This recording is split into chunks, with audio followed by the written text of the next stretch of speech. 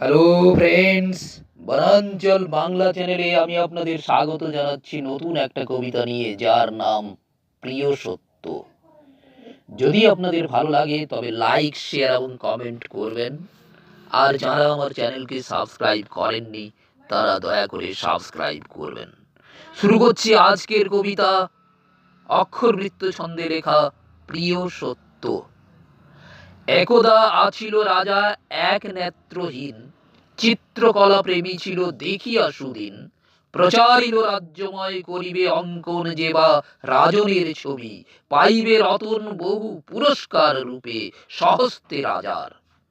বার্তা শুনি উষ্ণ হলো শিল্পীর বাজার, দলে দলে আসি হেথা চিত্রকার যত, আঁকিল রাজার ছবি যত্ন করি কত। কানা রাজা কানা ছবি দেখি রাজা চটে, শিল্পীদের আঁকা ছবি ছবি নয় বটে। এক ছবি দেখি রাজা হর্ষিত হয়ে, পুরস্কৃত করিল তারে কণ্ঠহার দিয়ে। নিজ ছবি দেখি রাজা হর্ষিত অতি, ধনুকে জুজিয়া স্বর এক আঁখি মুদি। লক্ষ্য ভেদ করিবারে চেষ্টা প্রাণপণে, অর্জুন সমান যেন চাহে লক্ষ্য পানে। চিত্রকার যত সব দেখাইছে সত্য, মন কেড়েছেন যিনি তিনি পুরস্কৃত।